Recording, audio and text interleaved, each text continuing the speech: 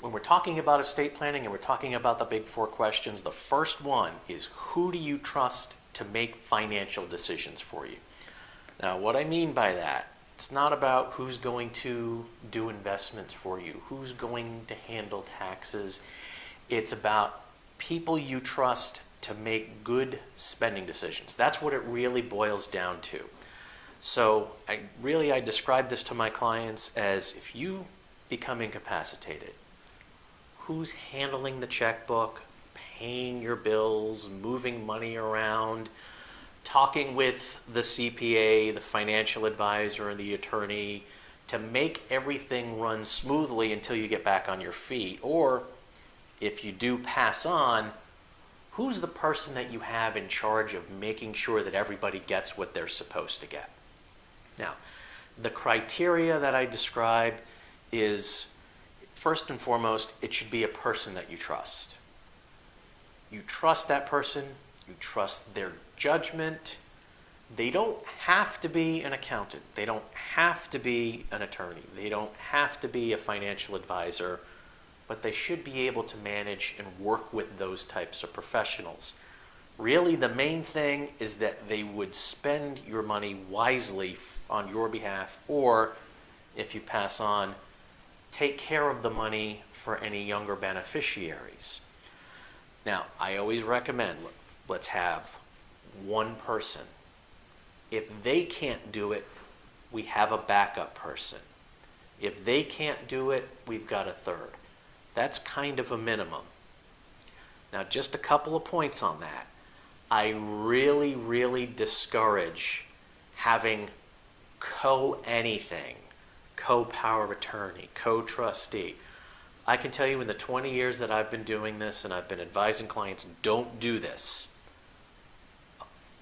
Every single time when there have been two people in charge together and they have to agree and they have to do things together, even if it's just a matter of both of them signing paperwork, it has never worked out for any of our clients.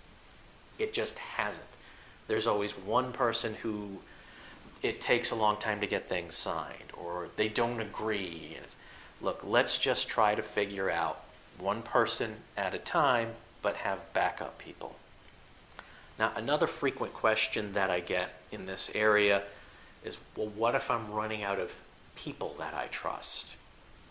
Who should be in the, those slots? Who should you have as the second or the third in that slot? Or if you don't trust anybody, or there are just too many family conflicts, even though you trust them, and it's best to have a professional, who should that be? Well, it would be nice if I said, oh, well, we're an attorney, we can do that. And attorneys kind of tend to be at the bottom of that recommendation list for us. So I say, first, there are trust companies, professional companies that act as trustees, as power of attorney, as managers for your money. They tend to be at the top of the list, and we have some recommendations, if need be, we could go over. Second in line are bank trust departments. Now, the reason I put bank trust departments second and not first is there are some banks that are doing well with this, but there are still a lot of others where the banks, they just liquidate everything. They put everything into bank CDs, and you're getting very little return on the investment, even though legitimately those trust departments say, well, it's safe, it's in our bank.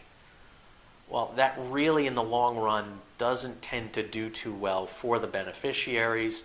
Plus, it's a lot harder to liquidate things without losing all the interest in the CDs. So I tend to put them more a second. And the other thing, it's a little more logistical.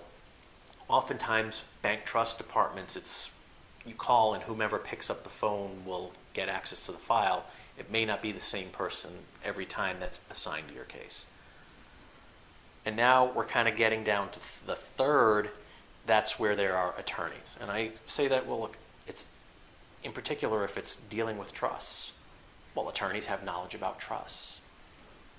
That's fine, but I don't think there's anything that I could do, or really any other attorney could do, better than a trust company or even a bank trust department plus we'd have to charge more. So the very few cases where I'm actually listed first in that financial list, it's only because my clients don't have enough money that it's cost effective for a trust department or a trust company to handle it for them, and they've just personally been good clients of mine. So that's really the criteria when we're trying to figure out who do you trust with financial decisions. And I ask that broadly, but we'll get to exactly why we're picking that criteria of people. It's going to end up being who's the executor, who is the trustee, who is the financial power of attorney. So that's the first big question. And now we'll go on to the second one.